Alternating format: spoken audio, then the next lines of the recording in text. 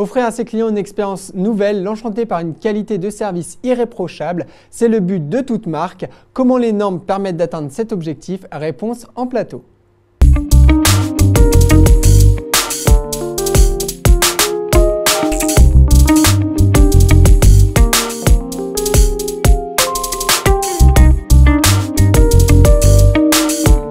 Nous avons le plaisir de recevoir aujourd'hui Thierry Spencer. Vous êtes cofondateur du site David Consommateur Test & Trust et également blogueur pour le sens du client. Bonjour. Bonjour.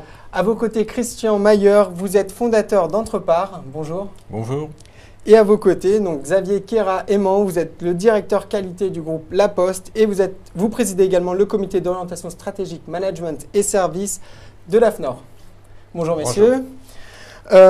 Donc, on connaissait l'importance des normes concernant l'industrie, concernant les produits. On le connaissait beaucoup moins concernant les services. Pouvez-vous nous en dire un peu plus concernant le comité d'orientation stratégique, management et services de l'AFNOR?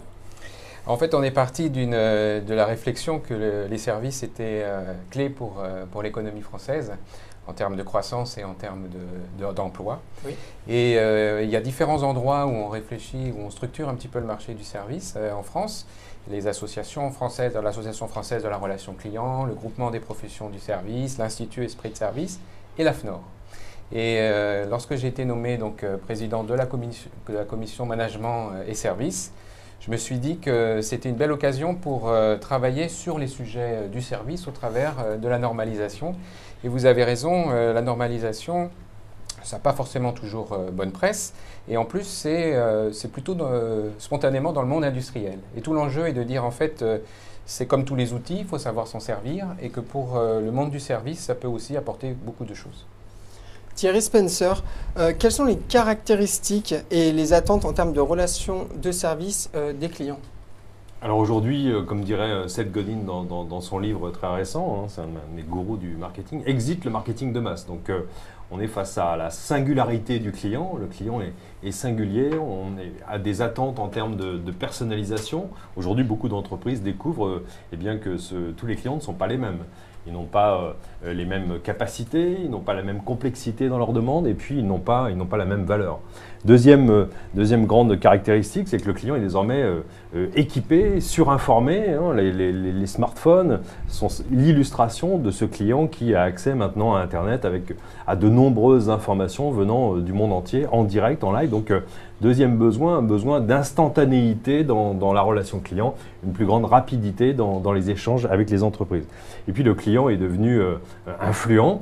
Une étude d'Accenture nous dit que 8 personnes sur 10 qui ont eu une mauvaise expérience en ont parlé à leur entourage. Donc nous sommes vraiment entrés dans le nouvel âge de la relation client avec Internet qui est devenu une caisse de résonance assez extraordinaire depuis maintenant plus d'une dizaine d'années. Adieu le CRM d'il y a 20 ans et aujourd'hui avec les réseaux sociaux, avec Internet, eh bien, le client trouve un nouveau lieu d'expression. Donc l'enjeu là, c'est de trouver de nouveaux lieux d'expression pour le consommateur. C'est son attente, hein, des lieux qui soient plus vertueux, qui inspirent la confiance pour lui, qui permettent un dialogue avec les entreprises. Et puis enfin, le client aujourd'hui est rebond, donc il y a une vraie attente de fluidité de sa part entre les différents canaux. Une étude qui vient de sortir, publiée par Full Six à propos du ROPO, hein, les marketeurs adorent les acronymes, hein, le Research Online by Offline, Research Offline by Online, dit que sur 100 visiteurs d'une enseigne sur les 3 derniers mois, eh bien, la moitié fréquente et le site internet et le magasin. Donc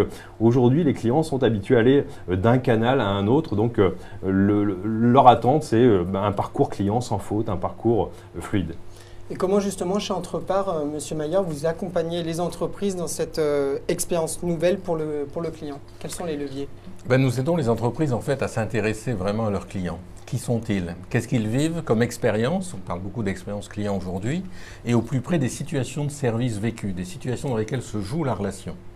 Là, ça va nécessiter de développer des attitudes, un intérêt pour les clients, pour être en capacité de personnaliser. On peut personnaliser que si on connaît ses clients. Donc avec des méthodes d'écoute. Alors il y a toutes sortes de... L'attitude d'écoute est fondamentale. Alors on peut utiliser des méthodes d'écoute qualitatives. On peut demander aux clients de raconter des histoires vécues.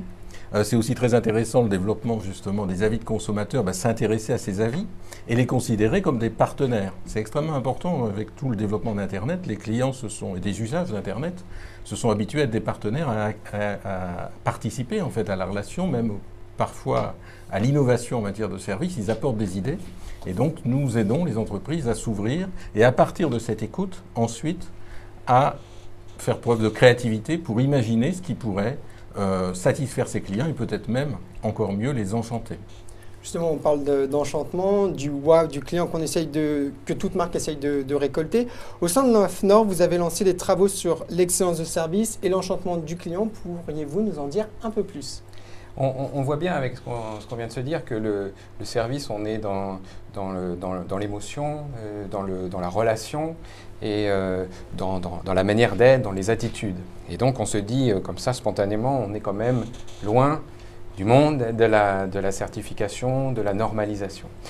Et c'est en regardant un petit peu autour de nous, on a vu qu'en Allemagne, on va dire grand pays industriel, connu pour sa qualité et qualité industrielle, en fait, ils avaient commencé à travailler sur justement une norme sur l'excellence et avec comme objectif l'enchantement du client et d'essayer de voir comment on pouvait mettre ça dans une normalisation. Et donc, ça nous a quand même parlé parce qu'on s'est dit, pour la France justement, c'est important qu'on ne rate pas le train de la qualité dans les services, d'où la mise en place en France très récemment d'une commission pour travailler avec d'autres entreprises justement sur ces problématiques de normalisation et de enchantement du client. Et donc tout l'enjeu, ça va être d'arriver à faire quelque chose où on va être quand même dans la marge de manœuvre, dans l'initiative, dans l'innovation de service, tout en étant dans quelque chose d'un peu structuré. Manifestement, les Allemands ont trouvé quelques pistes sur ces sujets-là, et donc tout l'enjeu, c'est de faire aussi bien avec nous, sachant que au niveau européen, il est décidé qu'ensemble, à plusieurs pays, on y aille. Donc je pense que c'est une belle piste à suivre. Très bien. On parlait justement des avis de consommateurs qui comptent de plus en plus. Est-ce une légende urbaine ou pas, le fait que certaines entreprises publient de faux avis de consommateurs ? Non, ce n'est pas une légende urbaine. Il y a toujours des faux avis consommateurs. C'est même puni par la loi. Ce qu'on a constaté chez Test & Trust il y a 3 ans, on a fait une enquête auprès des Français. Et 3/4 d'entre eux reconnaissent que parmi les avis consommateurs, certains sont faux. Donc il y a une forme de crise de confiance vis-à-vis de l'expression des consommateurs. Et on sait que cette expression des consommateurs, le fameux UGC, le User Generated Content, aujourd'hui pèse bien plus du tiers du contenu relatif à toutes les marques lorsqu'on fait une recherche sur les moteurs de recherche. Donc cette masse d'informations aujourd'hui disponible et qui d'ailleurs inspire confiance aux consommateurs puisque toujours dans cette étude, on découvre que 9 personnes sur 10 lisent systématiquement toujours les avis consommateurs. Donc fatalement, cette matière première devient un enjeu économique pour les entreprises. On a plutôt la tentation de passer du côté obscur de l'UGC, si je puis dire, en orientant ce contenu, en faisant en sorte qu'il soit plus positif et puis parfois d'oublier des avis plutôt négatifs. Donc beaucoup moins que de parler de faux avis, en fait, il vaudrait mieux parler des pratiques. Oui. À propos de la norme, on vient de parler de norme, mais il y a donc une initiative qui a été prise en l'occurrence par Test & Trust il y a maintenant un petit peu plus d'1 an et demi. Nous sommes allés voir l'AFNOR pour leur proposer de travailler à une norme française concernant les avis consommateurs. Donc pourquoi ? Parce que nous estimons que demain, Internet sera de plus en plus vertueux, aura des zones de confiance. Donc on va permettre, avec cette norme qui réunit tous les professionnels, ça fait 1 an que plus d'une 50aine de sociétés se sont réunies, dont la Poste, pour travailler à l'élaboration de cette norme. Elle est actuellement sous la phase de l'enquête publique, oui. et elle verra le jour certainement dans les mois prochains, vers le mois de mars 2013. Il est vrai qu'il existe de plus en plus de normes dans la relation client en termes de qualité. Monsieur Mayer, est-ce que justement le risque n'est pas d'industrialiser le service, de standardiser les comportements et du coup d'inhiber toute création ? Donc l'industrialisation, c'est important pour maîtriser les fondamentaux, mais ça n'est pas un but en soi. Je dis souvent que les normes sont un tremplin pour l'innovation. Évidemment, il est important de maîtriser les fondamentaux, mais ensuite d'imaginer comment, dans différentes situations de relations clients, on va pouvoir inventer les réponses qui conviennent. Et ça nécessite d'avoir une approche que je qualifie, que nous avons développée chez Entrepart, de design relationnel. C'est de concevoir, de dessiner l'ensemble de la relation et de mettre les personnes, au-delà des comportements, en capacité d'avoir les bonnes attitudes au bon moment. Et là, eh bien, on va s'appuyer sur des situations de service vécues, on va dialoguer avec les personnes qui rendent le service au quotidien, mais aussi avec les clients, pour imaginer comment, dans différents cas de figure, les choses pourraient se passer jusqu'à l'enchantement. Une ambition de la norme qui a été citée tout à l'heure au niveau européen, c'est l'enchantement du client, donc c'est bien plus que la simple satisfaction. Et donc ça va nécessiter, je prends souvent la métaphore du théâtre, un acteur de théâtre n'improvise que s'il maîtrise d'abord son texte. Il est impensable de se mettre à improviser si on ne maîtrise pas le texte. Eh bien, le service, on joue la pièce, pas une fois par jour, mais 10, 50, 100 fois par jour. Donc ça nécessite à la fois la maîtrise et puis cette capacité de partager peut-être, la norme, c'est peut-être un moyen de partager l'intention qu'a l'entreprise vis-à-vis de ses clients pour eh bien, être capable de faire les bonnes improvisations juste au bon moment tout en maîtrisant évidemment parfaitement sa prestation. Donc la confiance, le partage, la qualité de la relation humaine, on comprend bien que c'est très très important. En ce sens, pouvez-vous nous en dire un peu plus sur la démarche de la Poste avec l'esprit de service ? Alors, je vais zoomer en particulier sur le travail qu'on a fait de réinvention de la relation client dans les bureaux de poste, en faisant en fait ce que dit monsieur sur les enjeux de l'industrialisation des choses. Quand on veut pouvoir avoir une bonne qualité de service dans les 2000 plus gros bureaux de poste de France, c'est des bureaux où vous avez entre 800 et 1500 personnes qui rentrent chaque jour, il faut avoir une démarche très structurée sur le parcours client, les moments importants pour le client sur son parcours, et pouvoir faire en sorte qu'à travers des standards de service, chaque collaborateur du bureau de poste sache précisément ce qu'il doit faire par rapport à ce moment important pour le client. Et donc évidemment derrière ça, il y a tout un exercice de mesurer, il y a un exercice de formation, il y a un exercice de management, il y a un exercice de repenser l'espace pour arriver à faire en sorte qu'on arrive à une bonne qualité de service dans 2000 bureaux de poste. Mais comme on l'a dit aussi, bien entendu, une fois qu'on a travaillé les organisations et les processus, ce qui va compter, ce qui va être perçu finalement, c'est la manière d'être et la manière de rendre le service. Et c'est pour ça qu'on a en effet beaucoup investi à la Poste dans le chantier Esprit de service, qui consiste à dire quelles sont les bonnes attitudes de service à avoir avec les clients.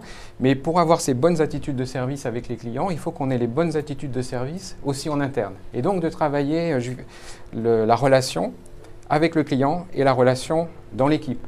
La relation avec le client et la relation avec les autres services de l'entreprise. Et donc on est sur quelque chose qui est du coup transversal et général parce que par définition, si on veut une bonne qualité de service, il faut que l'ensemble des acteurs de la chaîne aient l'esprit de service. Et puis je terminerai peut-être pour dire que ce sujet de l'esprit de service, on va le retrouver aussi quand on est à distance, sur les plateaux téléphoniques. Les plateaux téléphoniques du service consommateur multicanal sont certifiés NF 345. Mais au-delà de ça, qui permet de structurer les choses, on a aussi tout un travail, toute une formation sur la manière d'être aussi au téléphone.